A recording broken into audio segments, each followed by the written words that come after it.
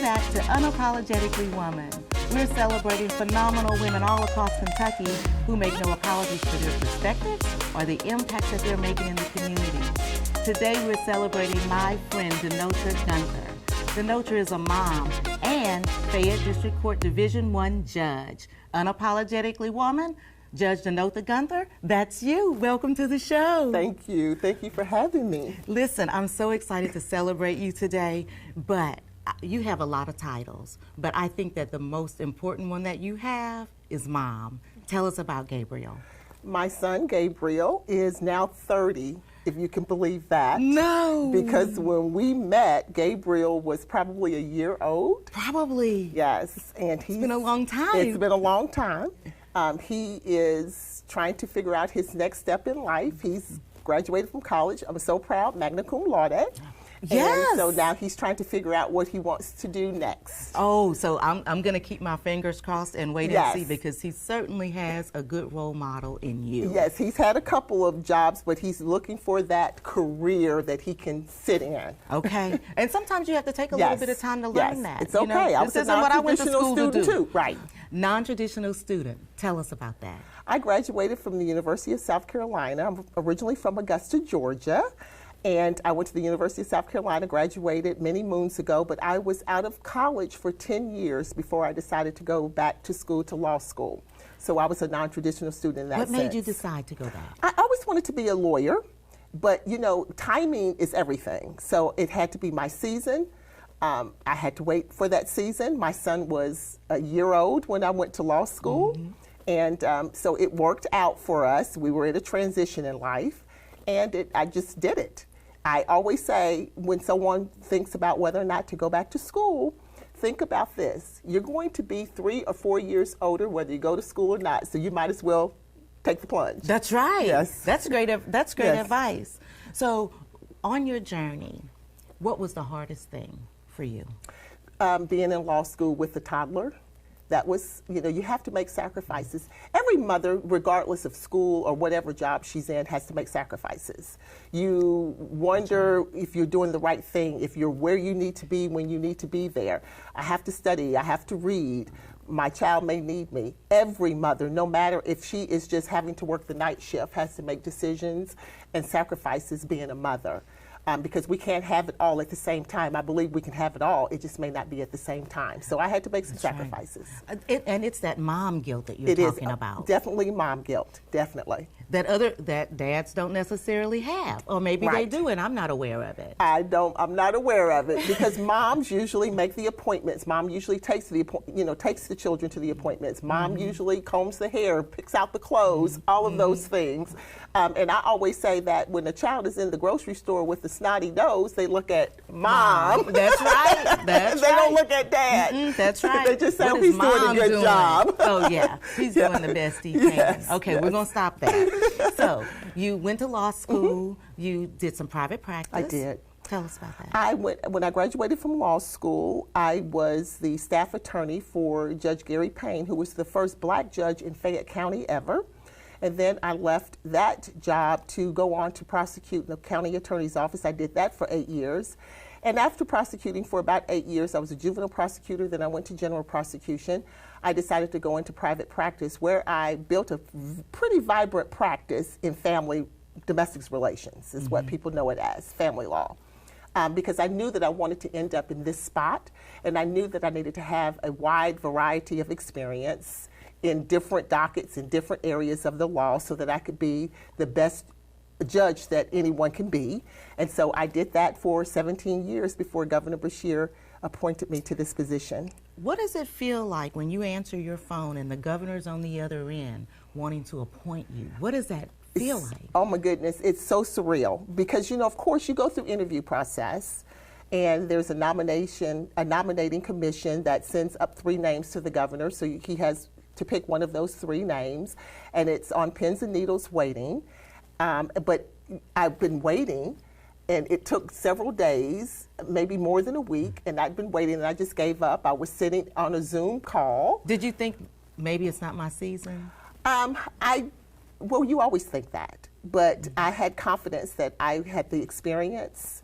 that I had what it took, that I had what he was looking for, and I just relaxed about it. And that's when I received the phone call. And what went through your mind?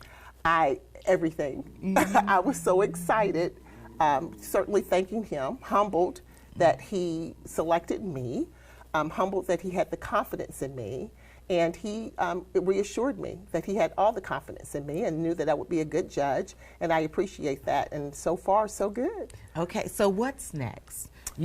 He's appointed you. What has been your favorite part of this?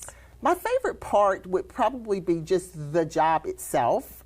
If you're asking like my favorite docket, it would probably be the juvenile docket. Okay. Where you have the opportunity to really make an impact and change on youth. You know, I don't believe we have any bad children. We just have children who make poor choices, and a lot of times those choices are based on their circumstances. So you have the opportunity to make an impact in their lives for them to turn it around. So, you know, every week we get to see our juveniles who have had some poor decisions or found themselves in poor spots, very bad spots, making very poor choices. So they have to suffer the repercussions and the consequences of those choices, but they have an opportunity because every day God graces us with another start, and you can turn it around every day. That's right, and thank goodness for that. Let me ask you a pointed question. What makes you a good judge? I think the litigation experience. I think that the most effective judge has been where the lawyers in front of them have been, like litigation. I wasn't a transactional attorney, not saying that transactional attorneys can't be good judges, but I've been in the courtroom since day one of my career, my law career. And so I know what makes for a good litigator, what makes for a bad litigator. I understand where attorneys are trying to go. But in district court, you also, we call it the people's court, because a lot of people come through there without attorneys. It is not the typical court where everybody thinks that when you go to court, it has to be for something bad. Court is not always for something bad. You have people that have to come in there and probate their loved ones' estates. They come in there for name changes. They come in there for The probating, that's an experience that you just had. I did. I lost my mom in January of 2020. And so, but before she passed, my brother and I had to go the route of conservatorship and guardianship because she was unable to make decisions for herself. So that's difficult. So I understand what people are going through. You can relate to that. I can relate to them. I represented them in that court, but you know, you as a litigator, you have passion, but you don't have a dog in the fight. So when you have experienced what someone's experiencing, then you have empathy and compassion for what they're going through. At that moment. I say that it's somebody's bad day to have to go into court for anything, but it's not always criminal. But it's a bad day to have to go to court because it's nerve-wracking, it's scary, you don't know what to expect.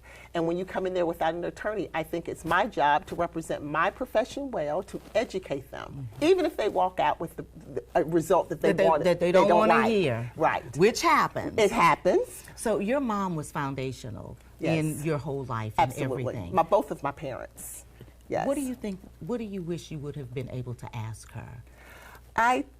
Nothing, because my mother and I, we had 7 months to say goodbye, and I talk to her every day still. So I had the pleasure of having my mother until she was 82 years old. A lot of people don't have that, so there was nothing left unsaid. There were no loves and hugs and kisses that were left on the table, and I still talk to my mom.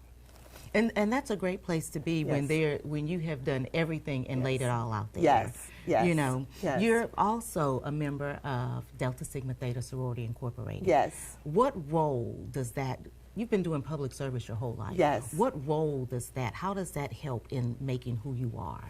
Well, you know, it's a sorority that is founded on, Christian principles, number one. And then, of course, we are really about scholarship service and the sisterhood.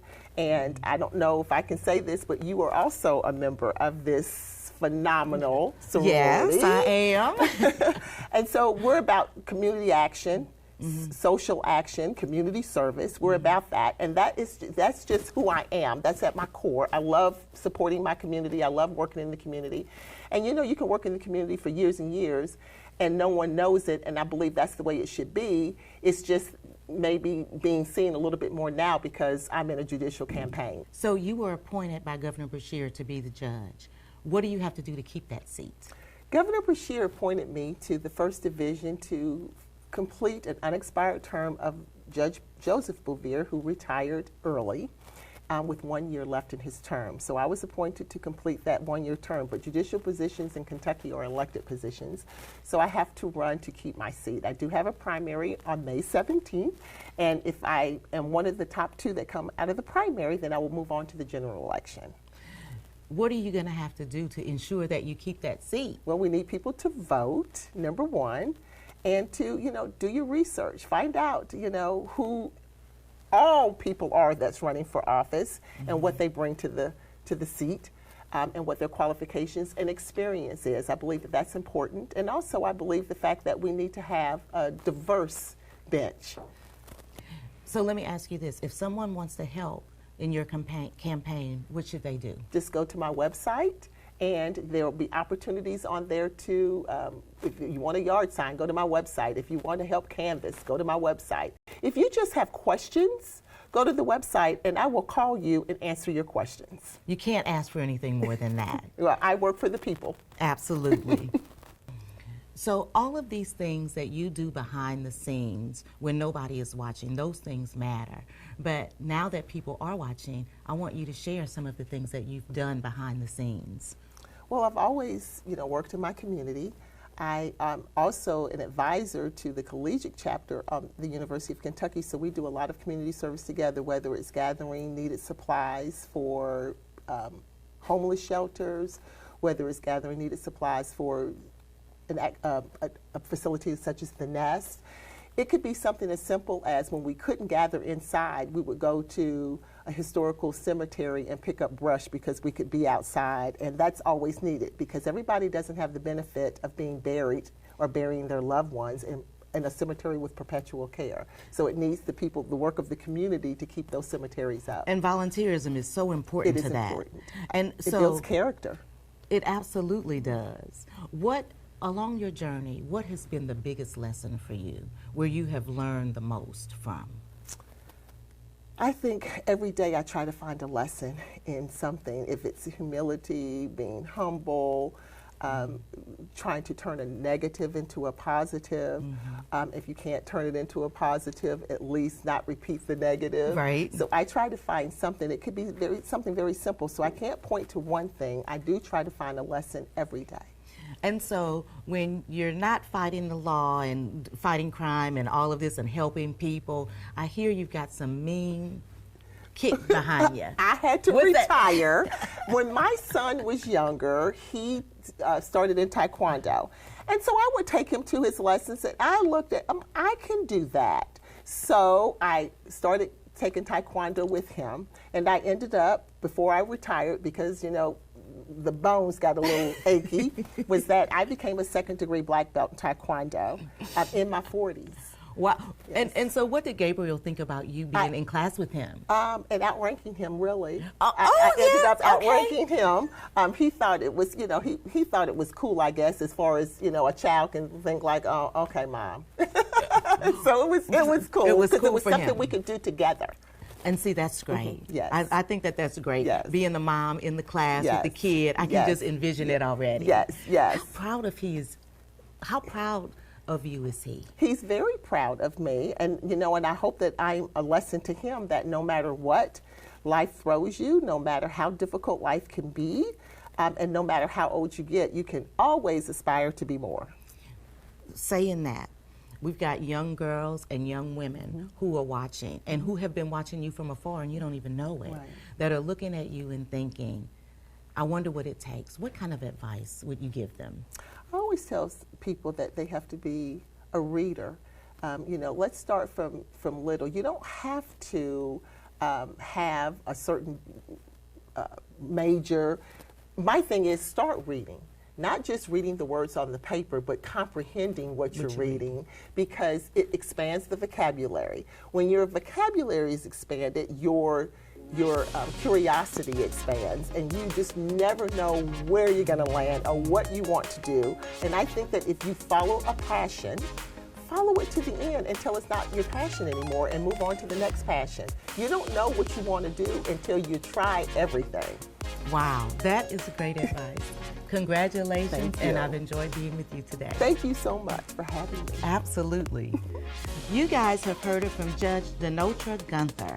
Follow your passion, and when that changes, find another passion. Continue to watch us as we celebrate other women just like Denotra in Kentucky who are making changes in our community. I'll talk to you soon.